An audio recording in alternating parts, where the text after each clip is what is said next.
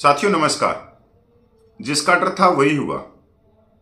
मैं पिछले 1 साल से कह रहा था कि ये 8वें वेतन आयोग की जगह कोई दूसरा तंत्र या सिस्टम लागू करेंगे। साथियों, मेरी भी दूरदृष्टि थी। खैर आज तो इंग्लिश न्यूज़पेपरों में ये खबर प्रमुखता से आई है, पर साथियों भूलना नहीं चाहिए, सेंटर में मोदी सरकार है और करोड़ों कर्मचारियों को इंजेक्शन देने की तैयारी कर ली है आने वाले बजट में वेतन आयोग के रूप में। और ऐसा इंजेक्शन लगाती है मोदी सरकार कि किसी को दर्द ही नहीं होता। कड़वी दवाई भी जब पिलाते हैं तो पीने वाला कहता है बहुत ही मीठी दवाई है। तो ऐसा ही होगा अब करोड़ों कर्मचारियों के साथ में। जो खबर आ रही है वो फाइनेंशियल एक्सप्रेस से आ रही है। बड़ा इंग्लिश न्यूज़पेपर है, ऑनलाइन भी है, तो प्रमुखता से इसने इस खबर को छापा है। 8वां वेतन आयोग नहीं, सरकार वेतन आयोग प्रणाली को बदलने के लिए नए तंत्र की तलाश कर रही है। 8वां वेतन आयोग समाचार।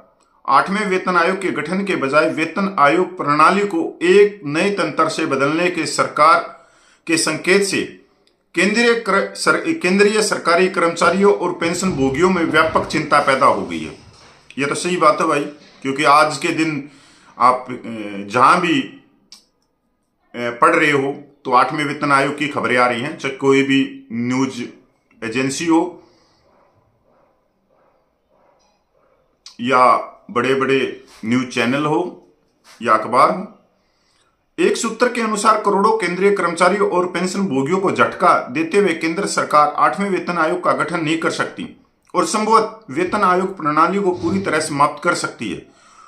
मोदी सरकार ने जनवरी 2016 से 7वें वेतन आयोग की सिफारिशों को लागू करना शुरू कर दिया और उम्मीद है कि पैनल का कार्यकाल 31 दिसंबर 2025 को समाप्त होगा, जो 10 साल का होगा। 7वें वेतन आयोग से पहले चौथे, 5वें, 6ठे वेतन आयोग में भी यही था। यही कारण है कि कर्मचारी और उनके संगठन आंदोलन कर रहे हैं और 8वें वेतन आयोग के गठन की मांग कर रहे हैं। हालांकि सरकार ने कहा कि वेतन पैनल का कार्यकाल तय नहीं है, जैसा कि व्यापक रूप से माना जाता है। अब एक नए तंत्र की खोज की खबर से सरकारी कर्मचारियों के बीच चिंता बढ़ने की संभावना है। सरकार और कर्मचारी प्रतिनिधियों के बीच हाल ही में हुई सभी बैठकों की जानकारी रखने वाले सूत्र ने बताया कि सरकार पहले की तरह नया वेतन आयोग गठित करने के बजाय केंद्रीय कर्मचारी और पेंशन भोगियों के वेतन और पेंशन में संशोधन के लिए एक अलग तरीके से विचार कर रही है।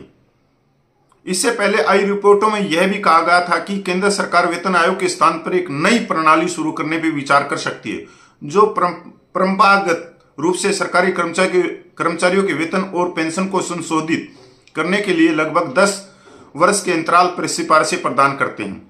संसद में वित्त राज्य मंत्री पंकज चौधरी ने स्पष्ट किया कि सरकार के पास फिलहाल 8वें केंद्रीय वेतन आयोग के गठन की कोई प्रस्ताव विचारधन नहीं है और इसके परिणाम स्वरूप समय सीमा का प्रश्न ही नहीं उठता। सरकार द्वारा अगला वेतन आयोग गठित करने की तत्काल कोई योजना से इनकार करने के बाद अखिल भारतीय राज्य सरकारी कर्मचारी महासंघ ने पिछले महीने घोषणा की थी कि यदि उनकी मांग पूरी नहीं की गई तो वह नए साल 7 और 8 फरवरी को देशव्यापी आंदोलन करेंगे। पिछले महीने वित्त मंत्रालय द्वारा यह कहे जाने के कुछ दिनों बाद कि वे 8वें वेतन आयोग के गठन के लिए कोई प्रस्ताव विचाराधीन नहीं है, राष्ट्रीय प्रसिद्ध कर्मचारी पक्ष युक्त परमारदर्श शास्त्री मशीनरी केंद्रीय कैबिनेट सचिव को पत्र लिखकर नए वेतन आयोग की तत्काल स्थापना का आग्रह किया। 3 दिसंबर को लिखे पत्र में एनसी जेसीएम के कर्मचारी पक्ष ने कहा कि 7वें सीपीसी की सिफारिशों के कार्यान्वयन के बाद 9 साल हो गए हैं और कहा कि अगला वेतन पेंशन संशोधन 1 जनवरी 2026 से होने वाला है।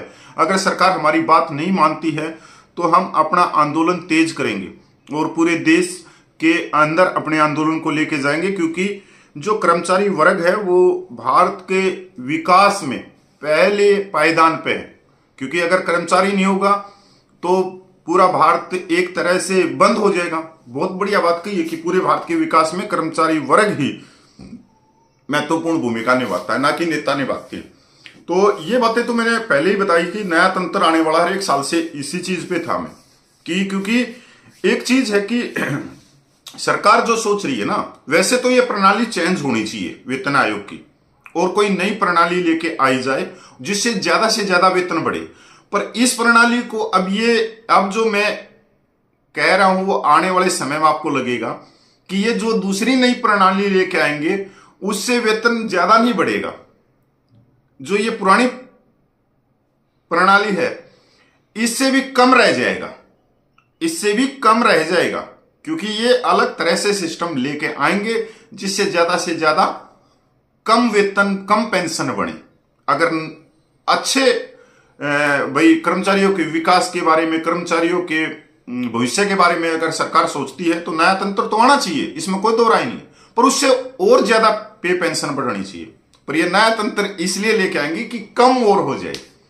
अब आने वाला समय आप लोगों के सामने है, क्योंकि अभी फिलहाल आज 15 जनवरी होगी और 3 या 4 तारीख को आम बजट आ जाएगा अगले महीने में, तो उसमें बिल्कुल साफ हो जाएंगी सारी चीजें। तब तक आप भाई इन खबरों पे नजर बनाए रखें, और आप सही चैनल पे आए हैं, कोट टाई वालों से बच के। सब यूट्यूबरों के पीछे नहीं जाना है, वो रात को 8वां वेतन लागू करके सोते हैं और सुबह 7वें वेतन आयोग का एरियर वो आपके अकाउंटों में डालना शुरू कर देते हैं। तो ये तो मैं जो लेके आता हूं, जो भी खबर होती है, इंग्लिश न्यूज़पेपरों के सोर्स बहुत अलग होते हैं, उनके पास में सरकारी सोर्स भी होते हैं, जो सूत्र बोल सकते हैं आप उसको, तो वो भी बताते हैं उनको, क्योंकि वो भी तो कर्मचारी है ना जिस डिपार्टमेंट में बैठे, कि ऐसे ऐसे चल रहा है, तो वो दे देते हैं पत्रकारों को न्यूज, पत्रकार उसको पूरे देश के कर्मचारियों तक पहुंचा देते हैं। तो ये बहुत इनके थोड़े डीपली सोर्स होते हैं, सूत्र होते हैं। तो अगर आपने यूट्यूबरों से आप बच के रहना, अगर आपने कोई भी खबर जाननी है तो आप गूगल करें, गूगल के ऊपर आपको एक से बढ़कर एक अच्छी खबरें जो सरकारी या बड़े बड़े पत्रकारों की, बड़े बड़े अखबारों की खबरें मिलेंगी, पर इनसे बच के रहना। तो नमस्कार, जय हिंद भाई।